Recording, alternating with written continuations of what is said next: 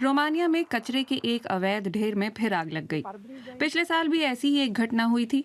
तब रोमानिया में पर्यावरण पुलिस के कमिश्नर ओक्टावियन बर्चानू ने इसकी जांच की थी। यहाँ बहुत कचरा जलाया गया है। 20 मिनट तक बहुत धुआं था। ऐसी ही 2 और आगजनी हो जाएं तो दक्षिणी बुखारेस्ट धुएं और बदबू से भर जाएगा। वैसे तो पूरा बुखारेस्ट ही पर्यावरण से जुड़ी गंभीर समस्याओं से जूझ रहा है। हालिया वर्षों में ये सीमा कई बार 100 गुना से भी ज्यादा बढ़ी है। सिर्फ भारी यातायात ही समस्या नहीं है, बार बार अवैध कचरा जलाना भी बड़ी समस्या है, जिसमें से कुछ जर्मनी से आता है। पिछले साल रोमानियाई सीमा पुलिस ने कॉन्स्टांटा के ब्लैक सी बंदरगाह पर 1800 टन से ज्यादा संदिग्ध कचरे की खेप पकड़ी थी। शिपिंग डॉक्यूमेंट्स में इसे प्लास्टिक का कचरा बताया गया था, लेकिन इसमें धातुएं, टायर, बैटरीज के साथ साथ कैंसर पैदा करने वाला अभ्रक भी था। यूरोपीय संघ में कचरे के इस खतरनाक मिश्रण पर प्रतिबंध है। इस बारे में सीधे जर्मन कंपनी मेलर से बात करने हम हैम्बर्ग चलते हैं। ये यूरोप का तीसरा सबसे बड़ा बंदरगाह है। हर साल यहाँ लाखों कंटेनर आते हैं। इनमें से कुछ में कचरा होता है।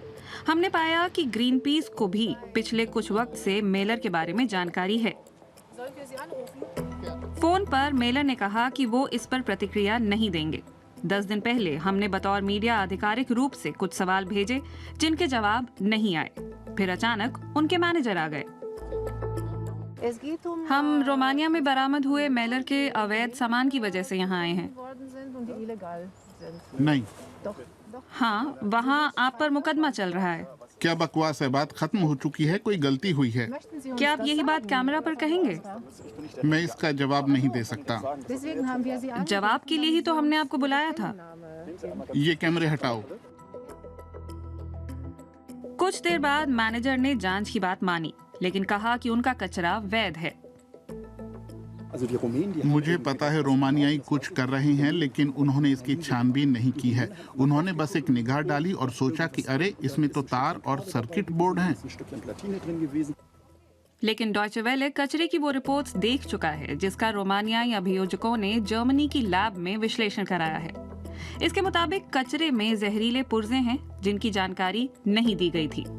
रोमानिया में हम फिर से ओक्टावियन बर्चानू से मिले। अब उनके पास कोई वर्दी नहीं है।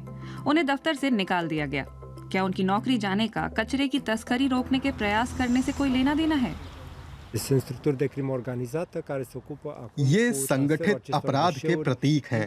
ये जर्मनी, ब्रिटेन और इटली से 2 कचरा भेज ही रहे हैं। बुल्गारिया और रोमानिया से भी भेज रहे हैं। यूरोपीय आयोग के मुताबिक जर्मनी कचरे के अवैध निपटारे के लिए सबसे अहम बाजारों में से एक है। कुछ कचरा सीमेंट फैक्ट्रियों में जाता है। कई कॉन्ट्रैक्ट ये बात छिपाते हैं कि ये फैक्ट्रियां सीमेंट उत्पादन में जितना कचरा जला सकती हैं, उससे कहीं ज्यादा कचरा इन्होंने आयात कर लिया। फिर ये कचरा मैदानों में जलाया जाता है।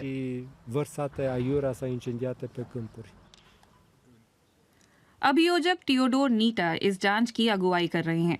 हैम्बर्ग के अलावा भी वो कचरे की तस्करी के कई मामलों की जांच कर रहे हैं। वो कहते हैं कि सिर्फ बेईमान कारोबारी ही नहीं, बल्कि भ्रष्ट नेता भी समस्या है। वो कई बार रोमानियाई सरकार से कचरा तस्करों के खिलाफ कार्रवाई करने की अपील कर चुके हैं। एक मंत्री के जवाब ने तो मुझे निरुत्तर ही कर दिया। उन्होंने कहा, हम ये नहीं कर सकते क्योंकि इससे बड़े सीमेंट उत्पादक नाराज हो जाएंगे और वह एक मजबूत लॉबी है। अब वो एक और जांच के लिए निकले हैं। मुझे यूरोपीय संघ न्यायिक प्राधिकरण ने जर्मनी और बेल्जियम के एक मामले में मदद करने के लिए बुलाया है। रोमानिया में हैम्बर्ग की कंपनी के खिलाफ आरोप दाखिल हो गए हैं। अब अदालत तय करेगी कि मेलर ने कोई अपराध किया है या नहीं।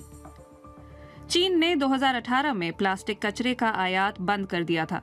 तब से कचरा निर्यातकों की निगाहें रोमानिया, बुल्गारिया और पोलैंड जैसे देशों पर हैं।